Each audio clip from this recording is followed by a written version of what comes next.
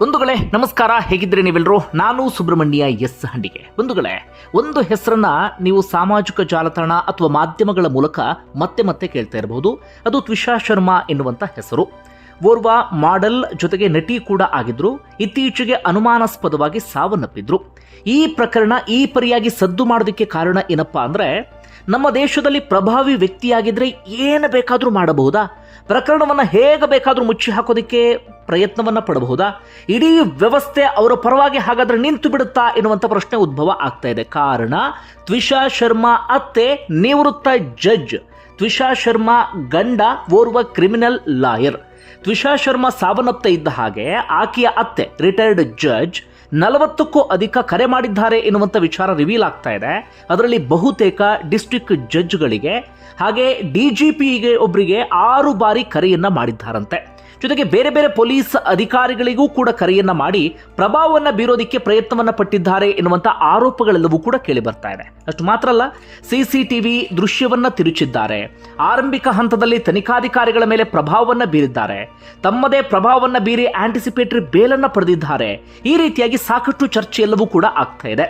ಪ್ರಕರಣ ಸದ್ಯ ಯಾವ ಹಂತದವರೆಗೆ ಬಂದಿದೆ ಅಂದ್ರೆ, ತ್ವಿಷಾ ಶರ್ಮಾ ಸಾವನ್ನಪ್ಪಿ ಈಗಾಗಲೇ 10 ದಿನದ ಮೇಲಾಯಿತು.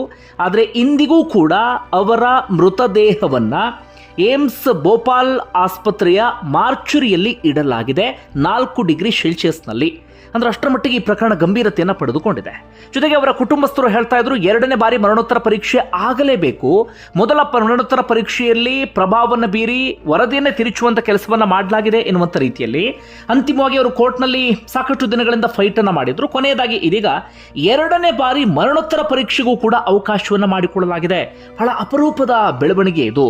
ಅಂತಿಮವಾಗಿ ತ್ವಿಷಾ ಶರ್ಮಾ ಗಂಡ ತಲೆಮರೆಸಿಕೊಂಡಿದ್ರು. ಇಲ್ಲಿವರೆಗೂ ಕೂಡ ಪೊಲೀಸರು ಅರೆಸ್ಟ್ ಮಾಡಿರಲಿಲ್ಲ.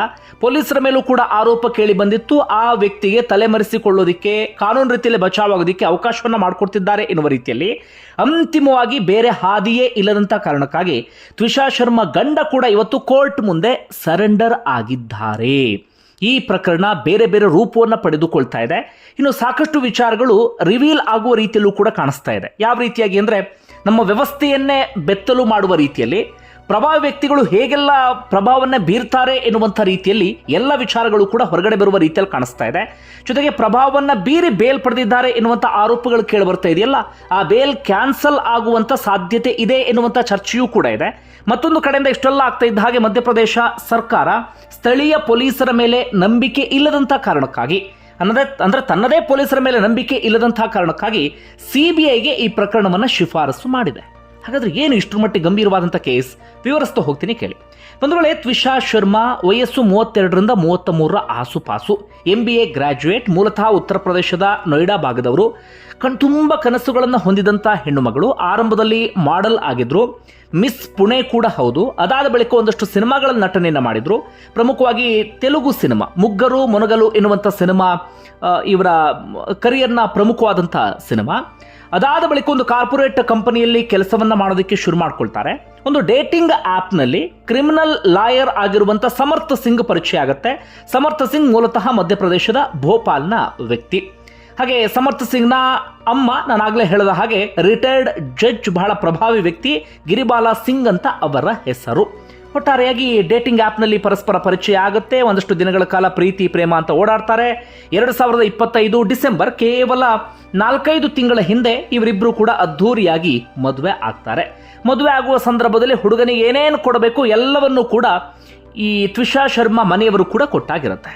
ಆರಂಭದಲ್ಲಿ ಎಲ್ಲವೂ ಕೂಡ ಚೆನ್ನಾಗಿರುತ್ತೆ. ಅದಾದ ಬಳಿಕ ತ್ವಿಷಾ ಶರ್ಮಾ ಹಾಗೆ ಗಂಡನ ನಡುವೆ ಒಂದಷ್ಟು ಭಿನ್ನಾಭಿಪ್ರಾಯಗಳೆಲ್ಲವೂ ಕೂಡ ಬರೋದಕ್ಕೆ ಶುರುವಾಗುತ್ತೆ. ತ್ವಿಷಾ ಶರ್ಮಾ ತನ್ನ ಫ್ರೆಂಡ್ಸ್ ಜೊತೆಗೆ ಬೇರೆ ಬೇರೆಯವರ ಆತ್ಮೀಯರಿದ್ದಾರೆ, ಅವರೆಲ್ಲರ ಜೊತೆಗೂ ಕೂಡ ಹಂಚಿಕೊಂಡಿದ್ರಂತೆ.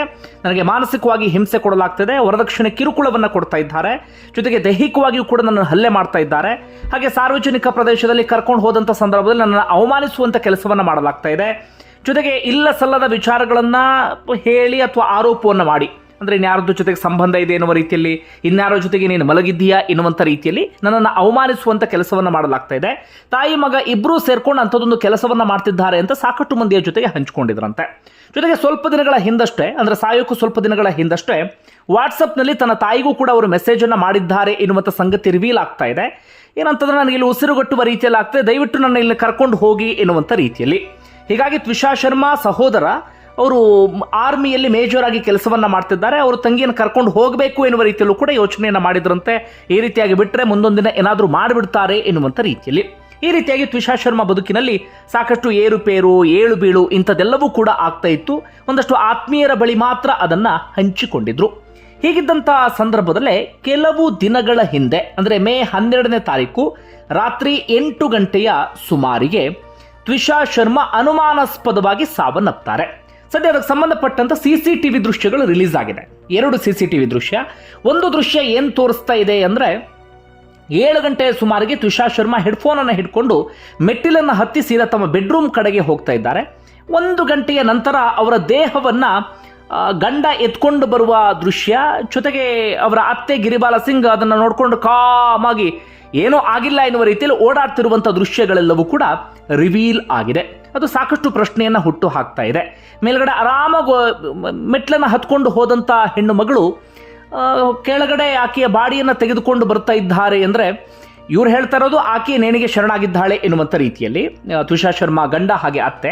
ಆದರೆ ಆ ದೃಶ್ಯವನ್ನು ನೋಡಿದಾಗ ಸಾಕಷ್ಟು ಅನುಮಾನ ಮೂಡ್ತಾ ಇದೆ. ಅಷ್ಟು ಆರಾಮಾಗಿ ಹೋದಂಥ ಹೆಣ್ಣು ಮಗಳು ದಿಢೀರ್ ಅಂತ ಹೇಳಿ ನೇಣಿಗೆ ಕೊಳ್ಳೋದಕ್ಕೆ ಸಾಧ್ಯವಾ, ಅಲ್ಲಿ ಬೇರೆ ಏನಾದರೂ ಆಗಿರಬಹುದಾ ಎನ್ನುವಂಥ ರೀತಿಯಲ್ಲಿ ಒಟ್ಟಾರೆ ಆ ದೃಶ್ಯ ಆ ರೀತಿಯಾಗಿದೆಯಾ.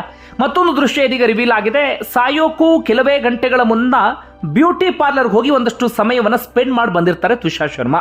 ಅಲ್ಲೂ ಕೂಡ ರಿಲ್ಯಾಕ್ಸಿಂಗ್ ಮೂಡ್ನಲ್ಲಿ ಇರ್ತಾರೆ. ತುಂಬ ಪ್ರೆಷರ್ಲಿದ್ದ ಹಾಗೆ, ಮೆಂಟಲಿ ಡಿಸ್ಟರ್ಬ್ ಆದ ಹಾಗೆ, ಸಾಯಲೇಬೇಕು ಅಂತ ಯೋಚನೆ ಮಾಡುವ ರೀತಿಯಲ್ಲೂ ಕೂಡ ಕಾಣಿಸ್ತಾ ಇಲ್ಲ. ಇದು ಸಹಜವಾಗಿ ಒಂದಷ್ಟು ಪ್ರಶ್ನೆಯನ್ನ ಉದ್ಭವ ಆಗುವಂತೆ ಮಾಡ್ತದೆ. ನಿಜವಾಗ್ಲೂ ಅವರೇ ಸಾವನ್ನಪ್ಪಿದ್ದ ಅಥವಾ ಬೇರೆ ಏನಾದರೂ ಆಗಿರಬಹುದಾ ಎನ್ನುವಂಥ ರೀತಿಯಲ್ಲಿ.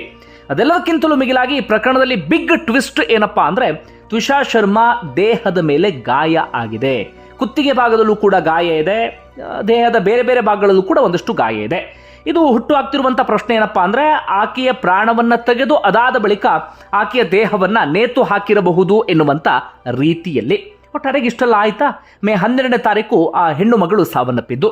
ಅದಾದ ಬಳಿಕ ಆಕೆಯ ಕುಟುಂಬಸ್ಥರು ಅವರು ಮಾಡ್ತಿದ್ದಂಥ ಆರೋಪ ಏನಪ್ಪಾ ಅಂದ್ರೆ ನನ್ನ ಮಗಳನ್ನ ಕೊಲೆ ಮಾಡಿದ್ದಾರೆ ಎನ್ನುವ ರೀತಿಯಲ್ಲಿ ಹಿಂದಿನಿಂದಲೂ ಕೂಡ ದೈಹಿಕವಾಗಿ ಹಿಂಸೆಯನ್ನು ಕೊಡ್ತಾ ಇದ್ರು, ಮಾನಸಿಕವಾದಂಥ ಹಿಂಸೆಯನ್ನು ಕೊಡ್ತಾ ಇದ್ರು, ಆಕೆಗೆ ಉಸಿರುಗಟ್ಟುವಂಥ ವಾತಾವರಣ ನಿರ್ಮಾಣ ಮಾಡಿದ್ರು. ಕೊನೆಗೆ ಒಂದು ದಿನ ತಾಯಿ ಮಗ ಸೇರ್ಕೊಂಡು ಇಂಥದ್ದೊಂದು ಕೃತ್ಯವನ್ನು ಎಸಗಿದ್ದಾರೆ ಎನ್ನುವ ರೀತಿಯಲ್ಲಿ ಅವರು ಆರೋಪವನ್ನು ಮಾಡಿದ್ರು.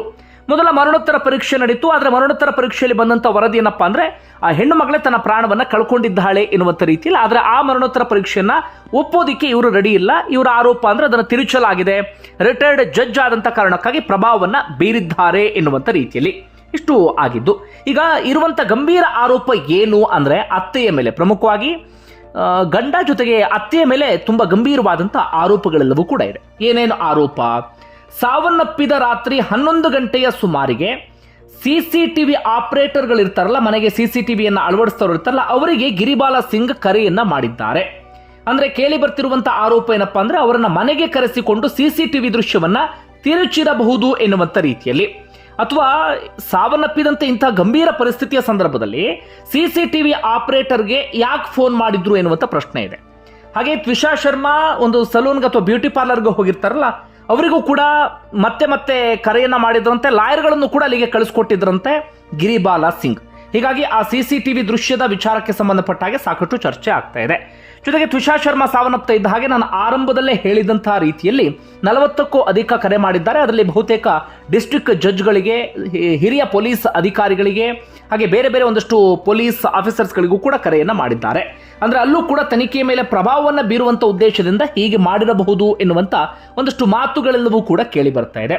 ಆರಂಭಿಕ ಹಂತದಲ್ಲಿ ಪೊಲೀಸರು ಕೂಡ ಅಷ್ಟೇ ಸ್ಥಳದಲ್ಲಿ ಸಿಕ್ಕಂತ ವಸ್ತುಗಳನ್ನ ಸರಿಯಾದ ರೀತಿಯಲ್ಲಿ ಸೀಸ್ ಮಾಡಿಲ್ಲ. ಆರಂಭದಲ್ಲಿ ಸರಿಯಾದ ರೀತಿಯಲ್ಲಿ FIR ಕೂಡ ದಾಖಲಿಸಿಕೊಂಡಿಲ್ಲ ಅಥವಾ ತಡ ಮಾಡಿದ್ದಾರೆ. ಆರಂಭಿಕ ಹಂತದಲ್ಲಿ ತನಿಖೆಯ ದಿಕ್ಕು ತಪ್ಪಿಸುವಂತ ಒಂದಷ್ಟು ಪ್ರಯತ್ನಗಳೆಲ್ಲವೂ ಕೂಡ ಆಗಿದೆ. ಹೀಗಾಗಿ ಅನುಮಾನ ಜಾಸ್ತಿ ಆಗ್ತಾ ಇದೆ. ಇಲ್ಲಿ ರಿಟೈರ್ಡ್ ಜಡ್ಜ್ ಆಗಿರುವಂತಹ ಗಿರಿಬಾಲ ಸಿಂಗ್ ಪ್ರಕರಣ ತಮಗೆ ಬೇಕಾದ ರೀತಿಯಲ್ಲಿ ಹೋಗುವ ರೀತಿಯಲ್ಲಿ ನೋಡಿಕೊಂಡಿದ್ದಾರೆ ಎನ್ನುವ ರೀತಿಯಲ್ಲಿ. ಈಗ ಪ್ರಕರಣಕ್ಕೆ ಮತ್ತೊಂದು ಬಿಗ್ ಟ್ವಿಸ್ಟ್ ಸಿಗ್ತಾ ಇದೆ. ಅದೇನಪ್ಪಾ ಅಂದ್ರೆ ಮಧ್ಯಪ್ರದೇಶ ಸರ್ಕಾರ ಏನು ಮಾಡಿದೆ ಅಂದ್ರೆ ಗಿರಿಬಾಲ ಸಿಂಗ್ ರಿಟೈರ್ಡ್ ಜಡ್ಜ್, ಇವರಿಗೆ ಈಗಾಗಲೇ ಆಂಟಿಸಿಪೇಟರಿ ಬೇಲನ್ನು ಕೊಡಲಾಗಿದೆ. ಆರಾಮಾಗಿ ಹೊರಗಡೆ ಓಡಾಡ್ಕೊಂಡಿದ್ದಾರೆ. ಇಷ್ಟೆಲ್ಲ ಆರೋಪಗಳ ನಡುವೆ ಇದು ನಮ್ಮ ನ್ಯಾಯಾಂಗ ವ್ಯವಸ್ಥೆ. ಅವರ ಬೇಲನ್ನು ಕ್ಯಾನ್ಸಲ್ ಮಾಡಬೇಕು ಅಂತ ಸರ್ಕಾರ ಒಂದು ಅಫಿಡವಿಟ್ ಅನ್ನು ಸಲ್ಲಿಕೆ ಮಾಡಿದೆ. ಅದರಲ್ಲಿ ಸಾಕಷ್ಟು ವಿಚಾರಗಳನ್ನು ಸರ್ಕಾರವೇ ಮೆನ್ಷನ್ ಮಾಡಿದೆ. ಏನಪ್ಪಾ ಅಂದ್ರೆ CCTV ದೃಶ್ಯವನ್ನು ಟ್ಯಾಂಪರ್ ಮಾಡಲಾಗಿದೆ, ಸಾಕ್ಷಿ ನಾಶ ಮಾಡುವಂತ ಪ್ರಯತ್ನವನ್ನ ಮಾಡಲಾಗಿದೆ, ಪ್ರಕರಣದ ಮೇಲೆ ಪ್ರಭಾವ ಬೀರುವಂತ ಪ್ರಯತ್ನವನ್ನ ಮಾಡಿದ್ದಾರೆ ಅಂತ ಹೇಳಿ ಸ್ವತಃ ಸರ್ಕಾರವೇ ಇದೀಗ ಆರೋಪವನ್ನು ಮಾಡ್ತಾ ಇದೆ. ಹೀಗಾಗಿ ರಿಟೈರ್ಡ್ ಜಡ್ಜ್ ಗಿರಿಬಾಲ ಸಿಂಗ್ ಮೇಲೆ ಅನುಮಾನಗಳೆಲ್ಲವೂ ಕೂಡ ಇದೀಗ ಜಾಸ್ತಿ ಆಗ್ತಾ ಇದೆ. ಇದರ ನಡುವೆ ಇದೀಗ 2ನೇ ಬಾರಿ ಮರಣೋತ್ತರ ಪರೀಕ್ಷೆಗೆ ಅವಕಾಶ ಮಾಡಿಕೊಡಲಾಗಿದೆ. ಅದೇ ರೀತಿಯಾಗಿ ಗಂಡ ಬಂದು ಇದೀಗ ಕೋರ್ಟ್ ಮುಂದೆ ಸರೆಂಡರ್ ಆಗಿದ್ದಾನೆ ಸಮರ್ಥ್ ಸಿಂಗ್. ಮತ್ತೊಂದು ಕಡೆಯಿಂದ ಗಿರಿಬಾಲ ಸಿಂಗ್ ಬೇಲ್ ಕೂಡ ಕ್ಯಾನ್ಸಲ್ ಆಗುವ ಹಂತಕ್ಕೂ ಕೂಡ ಬಂದಿದೆ. ಮಾಧ್ಯಮಗಳಲ್ಲೂ ಕೂಡ ನಿರಂತರವಾಗಿ ಸುದ್ದಿ ಆಗ್ತಾ ಇದೆ. ಜನ ಕೇಳ್ತಿರುವಂಥ ಪ್ರಶ್ನೆ ಇಷ್ಟೇ, ಪ್ರಕರಣ ಏನಾಗುತ್ತೋ ಗೊತ್ತಿಲ್ಲ, ಇಲ್ಲಿ ಎಲ್ಲವೂ ಕೂಡ ಹೊರಗಡೆ ಬರಬೇಕಾಗಿದೆ. ಆಕೆ ತಾನಾಗಿಯೇ ಪ್ರಾಣವನ್ನು ಕಳ್ಕೊಂಡಿದ್ರೆ ಅಂಥ ಮೆಂಟಲ್ ಪ್ರೆಷರ್ ಏನು ಹೇರಿದ್ರು ಇವರು ಅನ್ನುವಂಥ ಪ್ರಶ್ನೆ ಒಂದು. ಮತ್ತೊಂದು, ಇಲ್ಲ ಇವರೇನಾದರೂ ಮಾಡಿದ್ರು ಅಂತಂದರೆ ಅದು ದೊಡ್ಡ ಅಪರಾಧ ಆಗುತ್ತೆ, ಅದು ಸಹಜವಾಗಿ ಚರ್ಚೆಗೆ ಗ್ರಾಸವಾಗುತ್ತೆ. ಅದನ್ನು ಮೀರಿದಂಥ ಪ್ರಶ್ನೆಗಳಿರೋದೇನಪ್ಪ ಅಂದರೆ, ಓರ್ವ ಜಡ್ಜ್ ಆಗಿ ತಮ್ಮ ಮನೆಗೆ ಬಂದಂಥ ಸೊಸೆಗೆ ಈ ರೀತಿಯಾಗಿ ವರದಕ್ಷಿಣೆ ಕಿರುಕುಳವನ್ನು ಕೊಡ್ತಾರಾ, ಮಾನಸಿಕವಾದಂಥ ಹಿಂಸೆಯನ್ನು ಕೊಡ್ತಾರಾ? ಹಾಗಾದರೆ ಈ ವ್ಯವಸ್ಥೆಯಲ್ಲಿ ಯಾರನ್ನು ನಂಬೋದು ಎನ್ನುವಂಥ ಪ್ರಶ್ನೆ. ಮತ್ತೊಂದು, ಓರ್ವ ರಿಟೈರ್ಡ್ ಜಡ್ಜ್ ಆಗಿ ಇಡೀ ವ್ಯವಸ್ಥೆಯನ್ನು ತನಗೆ ಬೇಕಾದ ರೀತಿಯಲ್ಲಿ ಬಳಸ್ಕೊಳ್ಳೋದಕ್ಕೆ ಪ್ರಯತ್ನವನ್ನು ಪಟ್ಟರು ಅಂತಾದರೆ, ತಮ್ಮ ಪ್ರಭಾವವನ್ನು ಬೀರೋದಕ್ಕೆ ಪ್ರಯತ್ನವನ್ನು ಪಟ್ಟರು ಅಂತಾದರೆ, ಅವರು ಈ ಹಿಂದೆ ತೀರ್ಪನ್ನು ಕೊಟ್ಟಿದ್ರಲ್ಲ ಅದನ್ನು ಮತ್ತೊಮ್ಮೆ ಅವಲೋಕನ ಮಾಡಬೇಕಾದಂಥ ಪರಿಸ್ಥಿತಿ ಎದುರಾಗಬಹುದು ಎನ್ನುವ ರೀತಿಯಲ್ಲೂ ಕೂಡ ಒಂದಷ್ಟು ಜನ ಪ್ರಶ್ನೆಯನ್ನು ಮಾಡ್ತಾ ಇದ್ದಾರೆ. ಅದೇ ರೀತಿಯಾಗಿ ಗಿರಿಬಾಲ ಸಿಂಗ್ರ ಇನ್ನೊಂದು ಆರೋಪ ಏನಪ್ಪಾ ಅಂದರೆ, ತ್ವಿಷಾ ಶರ್ಮಾ ಡ್ರಗ್ಸ್ಗೆ ಅಡಿಕ್ಟ್ ಆಗಿಬಿಟ್ಟಿದ್ರು, ಆಕೆ ಆ ಕಾರಣಕ್ಕಾಗಿ ಮಾನಸಿಕವಾಗಿ ಕುಗ್ಗಿ ಹೋಗಿಬಿಟ್ಟಿದ್ಲು ಅಂತ ಅವರು ಸಾರ್ವಜನಿಕವಾಗಿ ಇದೀಗ ತನ್ನ ಸೊಸೆಯ ಬಗ್ಗೆ ಆರೋಪವನ್ನು ಮಾಡೋದಕ್ಕೆ ಶುರು ಮಾಡ್ಕೊಂಡಿದ್ದಾರೆ. ಇದು ಸಾಕಷ್ಟು ಪ್ರಶ್ನೆಯನ್ನು ಹುಟ್ಟಾಕ್ತಾ ಇದೆ. ಒಟ್ಟಾರೆ ನಿಮ್ಗೆ ಏನಿಸುತ್ತೆ ಕಮೆಂಟ್ ಬಾಕ್ಸಲ್ಲಿ ಮೆನ್ಷನ್ ಮಾಡಿ. ಧನ್ಯವಾದ.